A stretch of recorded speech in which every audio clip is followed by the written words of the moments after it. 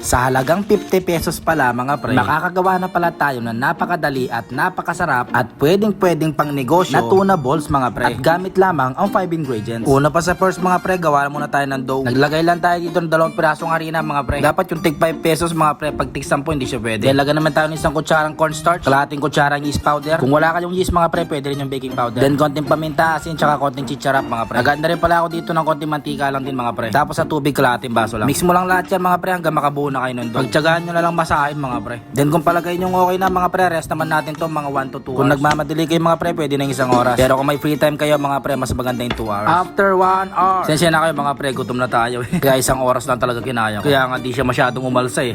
Roll mo lang siya mga pre hanggang magugisti. Oh, tirador yon. Yung hawakan ng tirador, bilog kasi yung mga pre.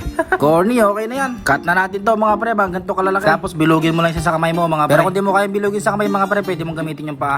At boom, oh, diba? Ang dami na natin nagawa. Kinat ko lang yung video mga pre. Sa part kasi na to, pinakamaganda at pinaka-perfect yung nagawa ko. Kaya kapag ginawa nyo to mga pre, ito yung gayahin nyo mga pre. Una pa sa first, kunin muna natin yung nasa top. Ay mali pala. Lagyan muna tayo ng tubig mga pre. Yan, hagurin lang muna natin ng tubig dyan para may pandikit. Kaya nga pala yung ginamit kong San Marino dyan mga pre. Ay di ko na tinanggal yung oil. Bakit ba? Trip ko yun eh. Tsaka mas malasa yun mga pre. Mahirap nga lang talaga siyang isara lalo na pag may mantika. Pero okay na, tsaga-tsaga lang. Kita nyo mga pre, nagmukha siyang cross. O, tapos pitpitin mo lang yung gilid, yung kabila, taas, up. Yan, ganyan. Okay na yan. Isang mabilisang munang pagyayabang. O, diba mukha siyang tao na bigla.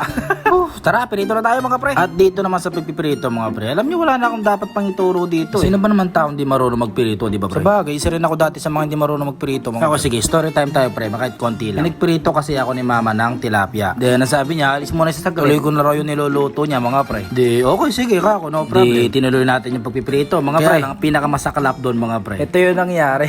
Hanggang ngayon kapag naalala ko, talagang tuwang-tuwa pa rin talaga ako mga pre.